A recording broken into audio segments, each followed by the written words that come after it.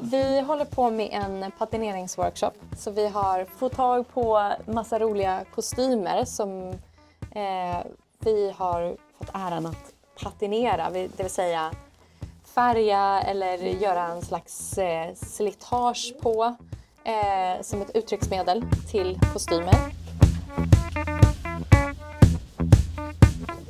Ja, men jag tänker att hon har varit en inlåst prinsessa. På ett sätt kanske, ja. Har förväntat tills en prinsessa så därför har fått sådana kläder som rör sig. Ja. Så har hon rymt. Ja, man skulle köra till skogen. När kläder ska bli kostym så är det inte bara att ta dem direkt från affären och rätt in på scenen. Har den människa som har levt ett liv, kläderna har varit i tvättmaskin någon gång, kanske har blivit använts. Och så det är spår av liv. Och det kan vara av tid, av åldring, men också det kan vara fläckar. Det kan visa att man har spilt något. Det kan vara hur kroppen att man svettas, det kan vara slitage. Man kan visa hur en sak är gjort. Om man vill, alltså om det är handgjort eller om det är reparerat så vill man också se spår av reparationer. Så det är detta vi jobbar med i denna kursen. Och så har vi fått med oss Lotta Rudman som är en av de stora experterna på infärgning och patinering av kläder i Sverige. Så vi är jätteglada för det. Den här kavajen har varit ny, det har ju de flesta plagg varit, men den här var verkligen nyköpt eller nyfodd här på teatern. Med fastsydda fickor och allt som det är på ett nytt plagg. Och då påbörjade vi patineringen igår på den genom att våthänga den som vi kallar det. Löta den i vatten och så knyta trådar så att det blir skrynklor på armar och ryggen. Först har vi gjort en analys av hur en kavaj kan slitas och vad som kan hända med ett sånt här plagg när det används. Och sen har den sprutats med olika färger och konturtecknats så här. Så det har varit glasflaskor i fickorna så de ska hålla ner. Och här är det uppsprättade knapphål så de ska se slitna ut. Sen är det ju så att på en man som har såna här plagg använder aldrig den. Så den ska man inte göra någonting åt för då blir det konstigt. Och inte den heller, det knapphålet. Men de här är ju använda. Man får liksom tänka lite grann på hur det fungerar. Man gör ju en karaktär, eller tänker en karaktär. En man som har haft den här.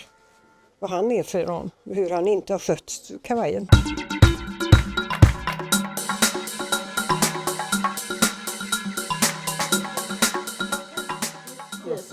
Hon har inte varit med om någon olycka eller så? Eller så. Hon har bara haft samma kläder väldigt Väldigt länge. Och förändrar hon sig i kroppen också? Eller har han samma kroppen? Hon har förtrollning, det är det som är. Hon har stenad i. Ja. Ja. Så det kommer ju vara den där klänningen, den öppna kjolen. Och så den kjolen där, ja. Jag har tänkt att den här personen som har den här klänningen på sig, kostymen på sig, har suttit ensam på en vind i år och dagar. Och tyget har börjat äta upp sig själv och vittra sönder. Du vet när sidan torkar så spricker det överallt och ljuset missfärgar. Sen ska jag färga någon slags damm på hela klänningen så att det verkligen har fått damma uppe på vinden. Spetsen var vit förut och jag har gjort lite hål och jag har rivit i den och väck.